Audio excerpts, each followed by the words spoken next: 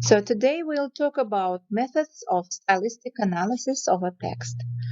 Let us remind once again what is style and stylistics. We have already studied and discussed different opinions and viewpoints about it. So, a style is a way in which language is used, what linguistic choices are made by a particular author in a particular genre or in a particular text. Why text? Because we are going to read a fiction which are interesting for you. By the way, I asked you to find out, to choose one fiction in order to read it and to do the stylistic analysis. And I shared some books English by English writers to our Telegram channel. So stylistic choice is limited to those aspects of linguistic choice which concern alternative ways of rendering the same subject matter. These are the viewpoints of some linguists about stylistics and style. So, stylistic analysis. What is a stylistic analysis? So, stylistic analysis as a methodology, it is important to understand text as well as their contents, that how language works within a text. In order to do the stylistic analysis, you should read one fiction book, the book you have already chosen, and then after a while begin doing the stylistic analysis, the analysis from the stylistic point of view. Why stylistic analysis? Because it is concerning to our lecture and to our subject. There are 8 paragraphs, and according to 8 paragraphs, we should do the stylistic analysis of a text. There are different points of view by different scholars, by different linguists about stylistic analysis. For example, Professor Arnold defines his point of view about stylistic analysis, and Kucharenko also deals with her own stylistic analysis. But I prefer Galperin, and most linguists prefer and choose to use stylistic analysis by Galperin, and it is considered as a correct one.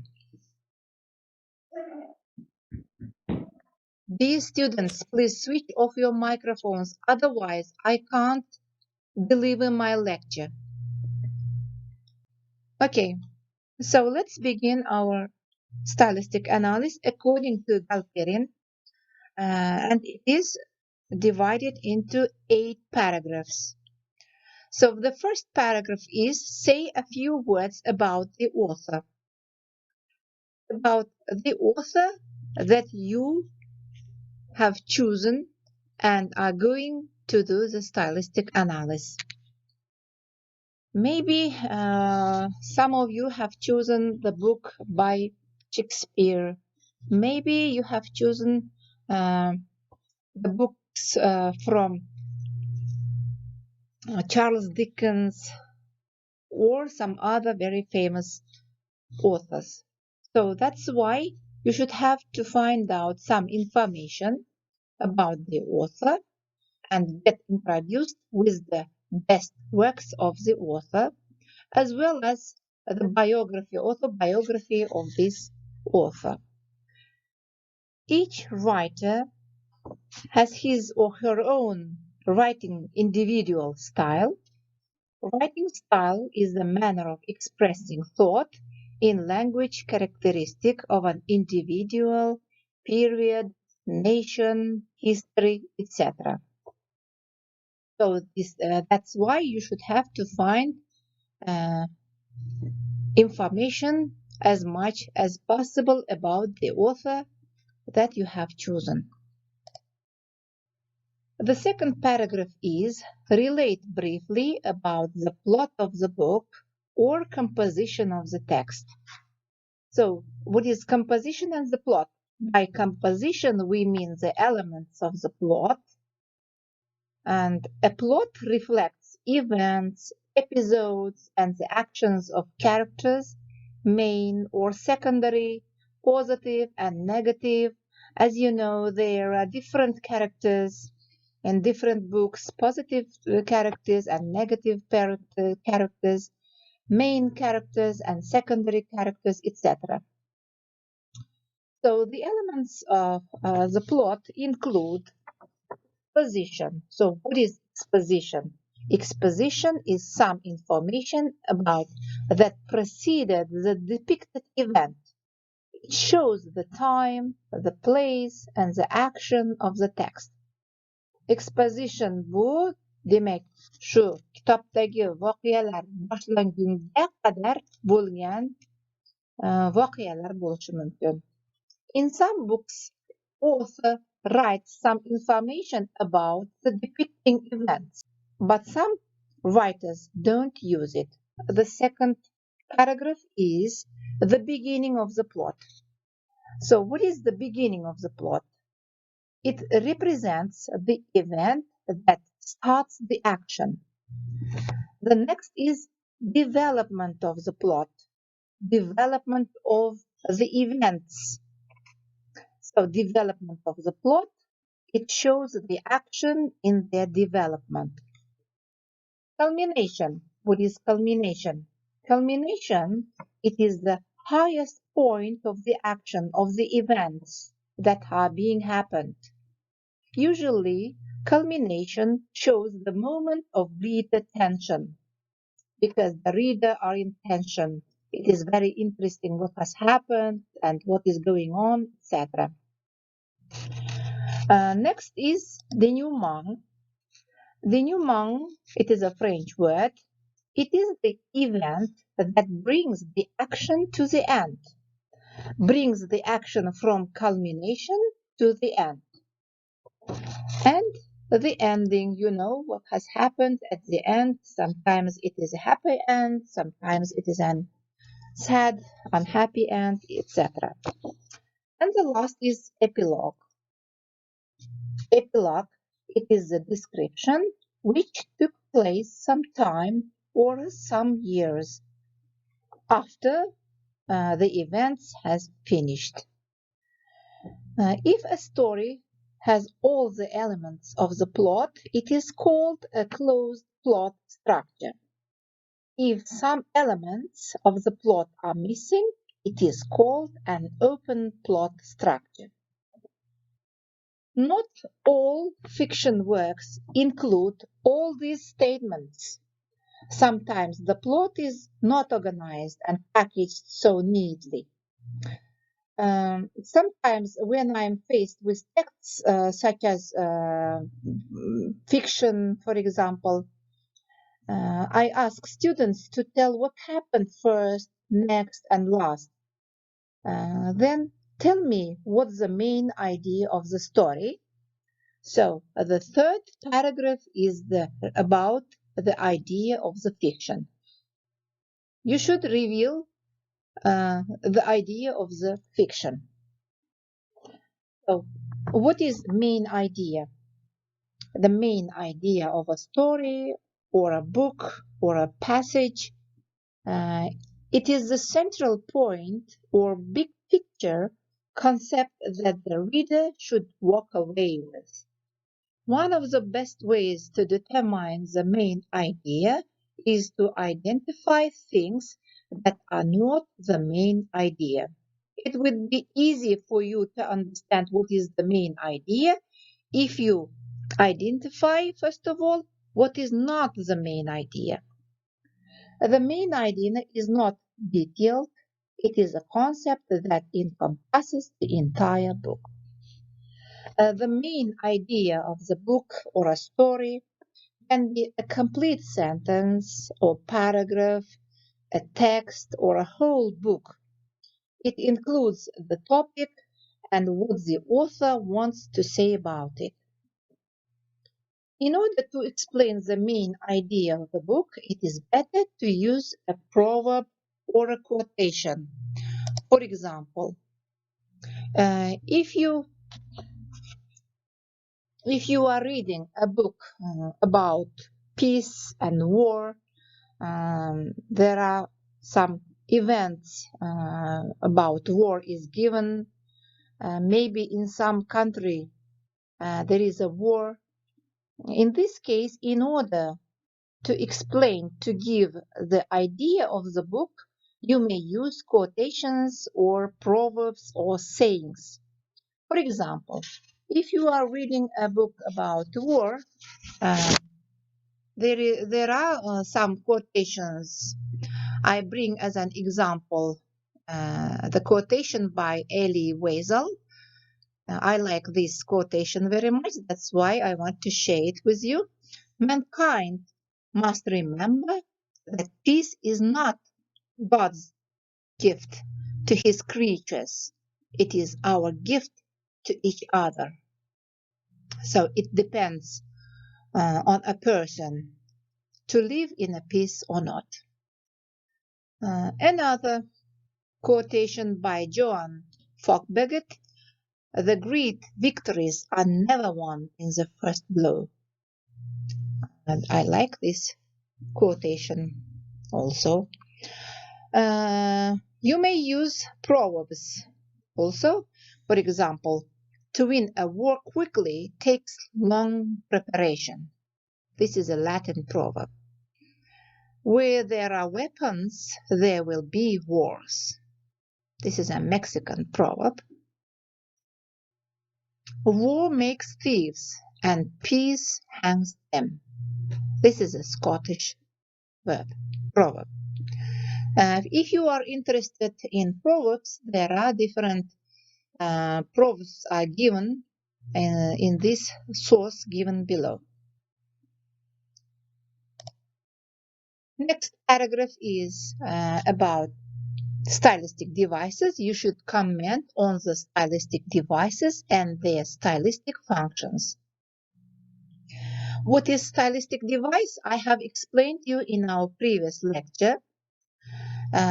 Today I want to explain it from the other point of view.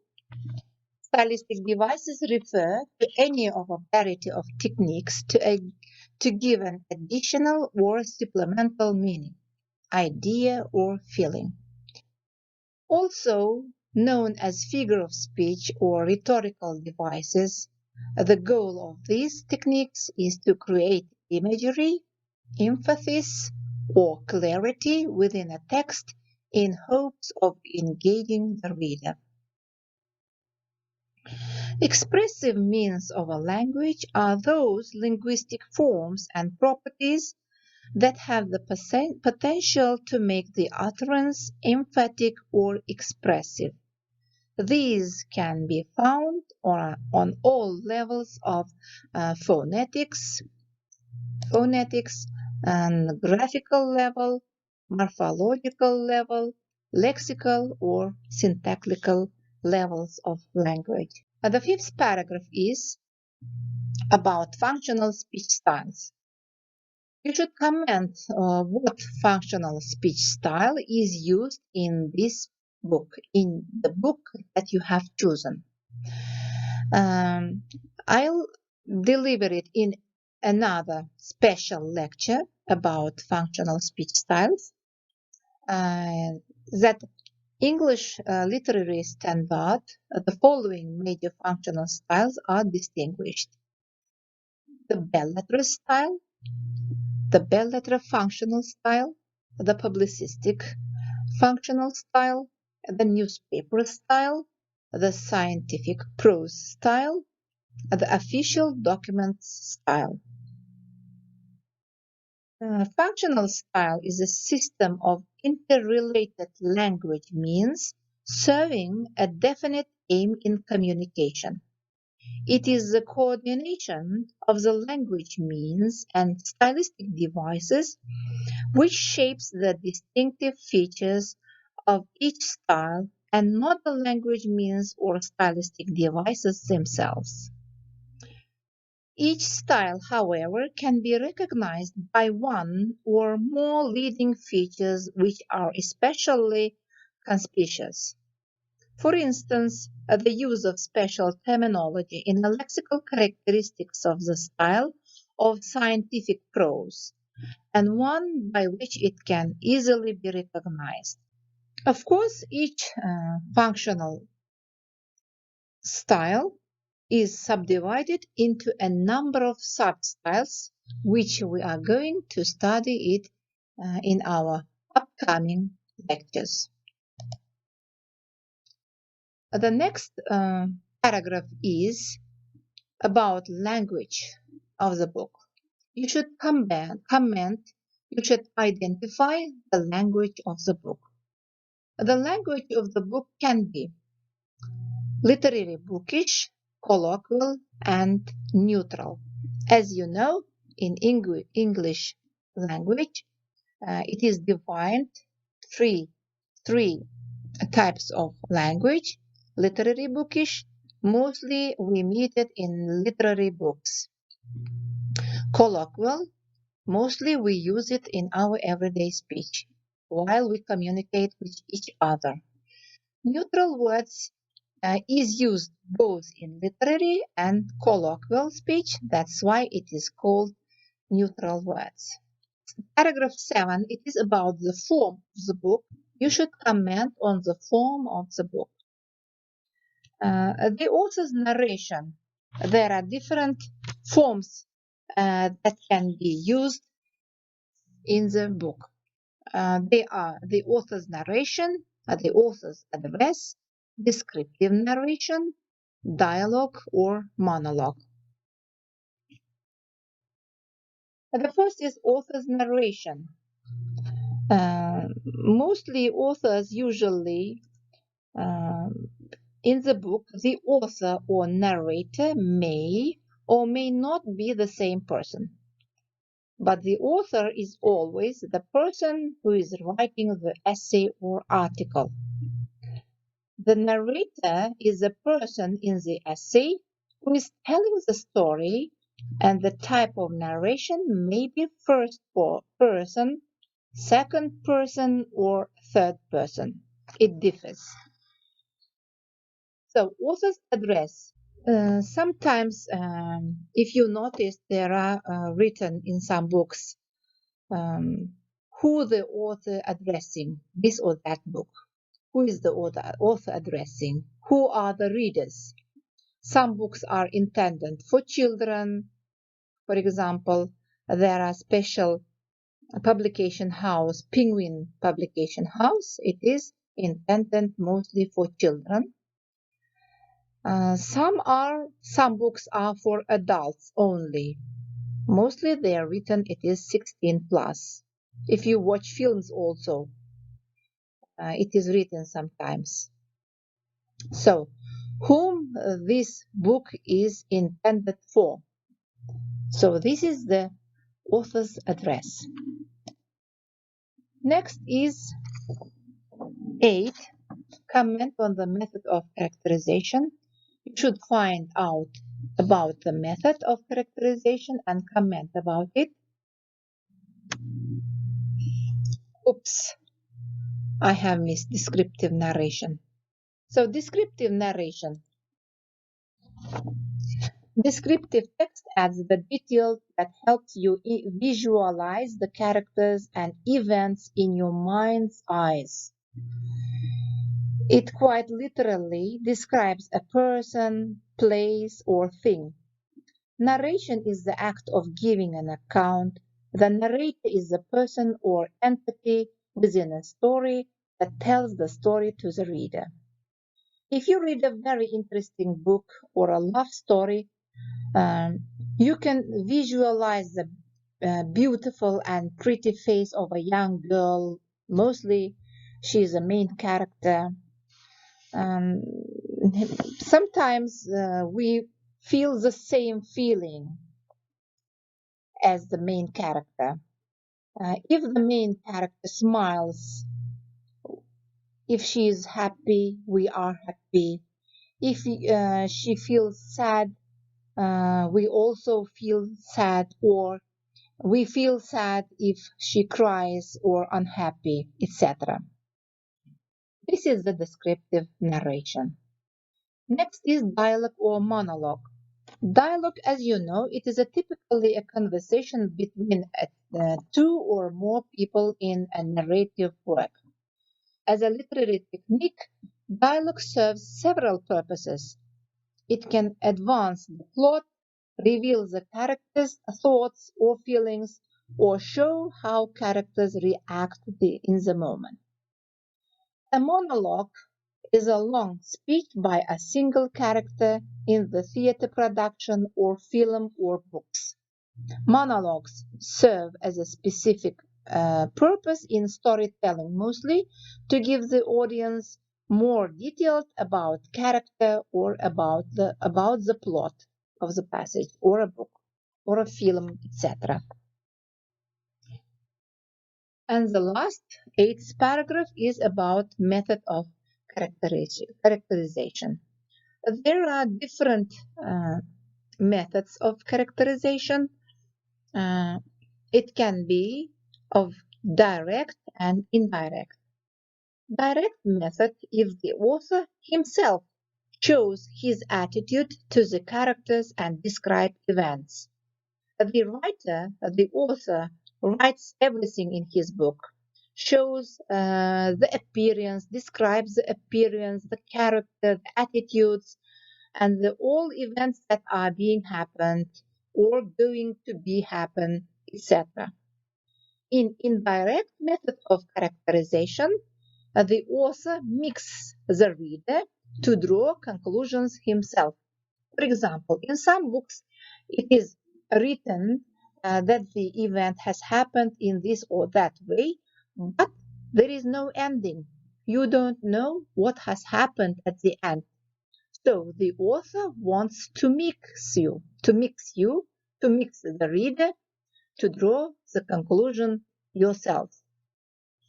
It's up to you to do the conclusion. For example, if a person is a very sad by character, has a very different character, sometimes it depends on the mood of a person.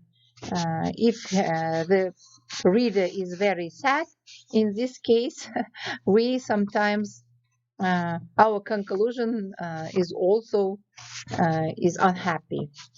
If the reader is a very optimistic person, he or she draws a very happy or positive conclusion. So, what is a characterization itself?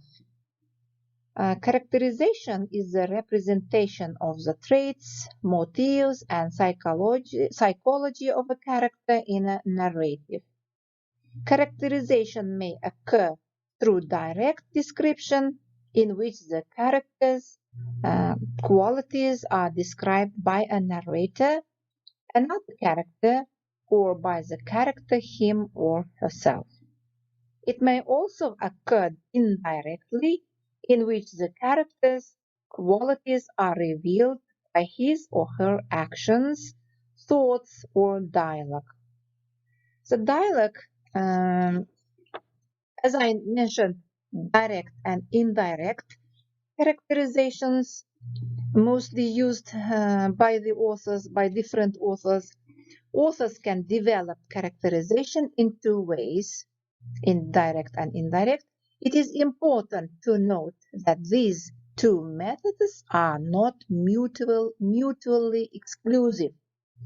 Most authors can or do use both direct and indirect methods of characterization to develop their characters.